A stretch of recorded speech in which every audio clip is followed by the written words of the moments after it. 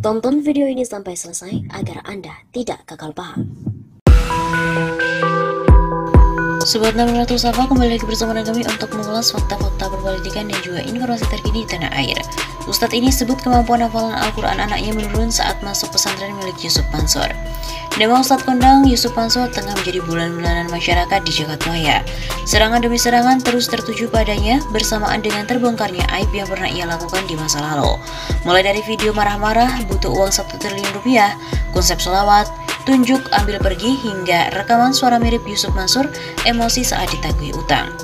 Terbaru, Yusuf Mansur kembali mendapatkan serangan, kali ini terkait dengan pesantrennya Darul Quran.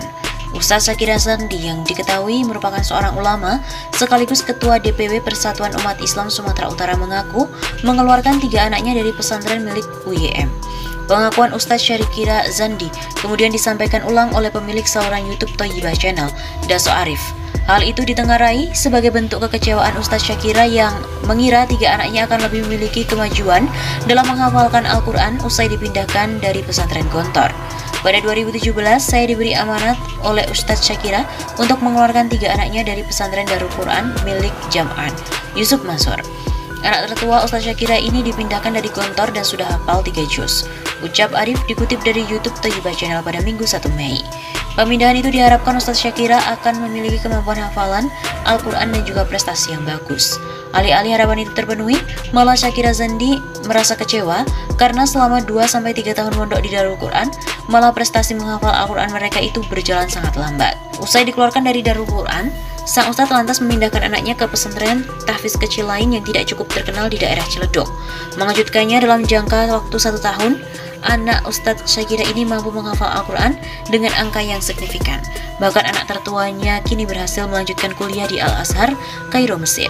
Sekarang ketiga anak Ustadz Syakira ini, Muhammad Imadul Haq, sudah berkuliah di Al-Azhar, Kairo, Mesir. Muhammad Humam Swadik Al-Faruq sudah menyelesaikan program D3 di Institut Pertanian Bogor. Dan yang terakhir duduk di semester 3 Fakultas Syariah, jurusan Bahasa Arab di UIN Sumatera Utara. Beber Arif membacakan keterangan dari Ustadz Syakir Zandi. Namun sebelum itu, Ustadz Syakira ini ternyata menjadi pelapor pertama yang memperkarakan investasi milik Yusuf Mansur. Ia dan istrinya mengaku menyetorkan uang sebanyak 100 juta rupiah dalam rangka mengikuti investasi patungan usaha milik Yusuf Mansur. Ustadz tersebut kemudian menjadi orang pertama dari 2 korban lain yang melaporkan Yusuf Mansur ke polisi terkait kasus kebohongan investasi. Pada 2017, Pak Syakira bersama dengan Pak Subagio dan Mahir Ismail itu melaporkan Jam'an ke Mabes Polri. Waktu itu penyidiknya adalah Pak Arfan Rifai. Ucap Arif, saat proses hukum berjalan, Yusuf Mansur meminta untuk berdamai dan berjanji mengembalikan semua uang korban berikut keuntungan hasil investasi. Mereka pun sepakat damai disertai dengan surat perjanjian dari Yusuf Mansur. Naasnya janji itu tidak terrealisasikan hingga kini. Dalam surat perjanjian itu menyebut bahwa Jam'an ini bersedia mengambilkan dan juga mengembalikan setiap orang yang meminta kembali uang investasi. Apa yang terjadi saudara-saudara? Hari ini kita melihat banyak tuntutan hukum di Pengadilan Negeri Tangerang, mungkin juga akan terjadi di pengadilan negeri lain. Ini membuktikan janji Jam'an itu bohong, pungkas Arif.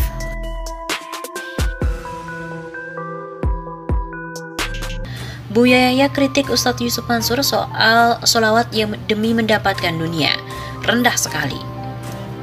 Yusuf Mansur atau UYM kerap kali mengajarkan jemaah untuk mendapatkan sesuatu di dunia dengan cara sholawat. Setiap kali melihat mobil mewah, UYM mengajarkan untuk datang langsung ke showroom, coba rasakan duduk di dalam mobil itu, lalu bacakan sholawat yang banyak agar bisa mendapatkan mobil. Kata UYM, hal itu telah ia coba lakukan dan selalu berhasil. Bahkan kedua putrinya UYM yaitu Wirda Mansur dan juga Kumi pun melakukannya dan selalu mendapatkan barang-barang yang diinginkan tanpa harus mengeluarkan uang. Hal ini ditanggapi oleh Buya Yahya, bahkan diperingatkan olehnya untuk tidak mengikuti cara tersebut, sebab dinilai tidak punya adab. Dikutip melalui redaksi Hops ID. Pada 13 April 2022, berikut ini adalah kritik dari Buya Yahya terhadap ceramah UYM. Ibadah untuk mendapatkan imbalan dunia. Buya Yahya menjelaskan untuk tidak menjadikan ibadah hanya demi mendapatkan imbalan di dunia. Misalnya sholat duha agar mendapatkan uang, zikir untuk mendapatkan jodoh. Dalam beribadah terhadap apapun, terdapat berbagai kelas yang berbeda. Tingkatan tertinggi adalah kelas ikhlas. Lebih lanjut, Buya Yahya menerangkan orang-orang yang ada di tingkatan tertinggi tidak mengharapkan apa-apa, termasuk surga. Sementara itu, umat Islam yang sekarang banyak yang berada di kelas kuli, beribadah dengan mengharapkan imbalan. Buya Yahya menilai sah-sah saja jika menggunakan sholawat agar dagangannya bisa laris hari itu. Tapi dia mengkritik cara tersebut. Orang yang sholawat untuk mencari dunia ya rendah sekali. Begitu ujarnya. Orang-orang yang menggunakan ibadah untuk mendapatkan dunia dinilai kurang adab. Biarpun mintanya kepada Allah, kata Buya Yahya.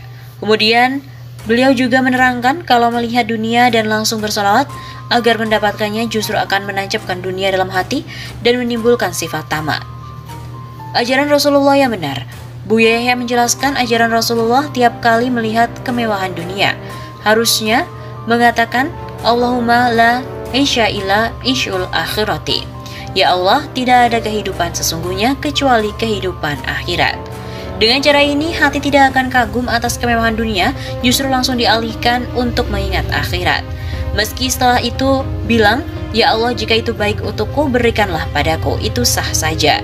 Sebab untuk urusan dunia, tetap minta kepada Allah, tetapi tidak menjadi tamak di dunia.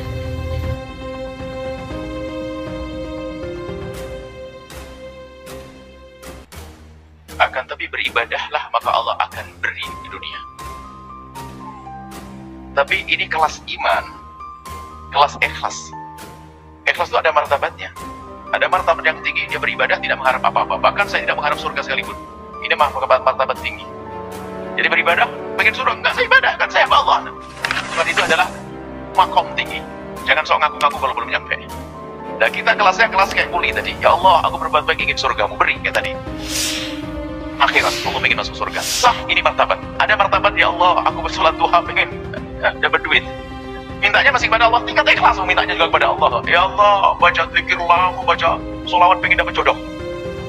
Nah ini, masih lumayan sholawatan, menghadapnya dari Allah. Cuma di martabat terendah, tapi masih lumayan wilayah ikhlas. Baca sholawat banyak biar dagangannya laris. Sah, boleh saja kok. Karena sholawat adalah senjata segala macam bisa sukses. Walladzi yukhriju minadh dhulumati ilan nur. Walladzi yusalli 'alaikum wa malaikatuhu liyukhrijakum minadh dhulumati ilan nur. Dengan berselawat kepada Rasulullah, Allah selawat kepada kita. Selawat Allah mengeluarkan kita dari kegelapan. Cuman adab kita jangan menjadikan urusan akhirat dengan urusan dunia. Saya sholat duha pengen duit, kurang adab. Biarpun mintanya kepada Allah, masih minta kepada Allah. Maka ada adab. Kemudian kalau kita ini bab lain selesai. Pada bab kalau Anda melihat gebiar dunia, jangan Anda tancapkan di hati Anda.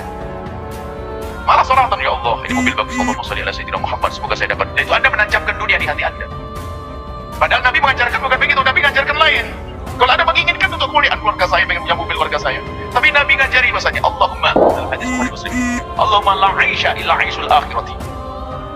Fangsul ansar wal muhajirati. Ya Allah, tidak ada kehidupan sesungguhnya kecuali kehidupan akhirat. Malah dibalik, supaya hati kita tidak kagum dengan kebiar dunia. Malah sholli ala Muhammad, semoga dapat.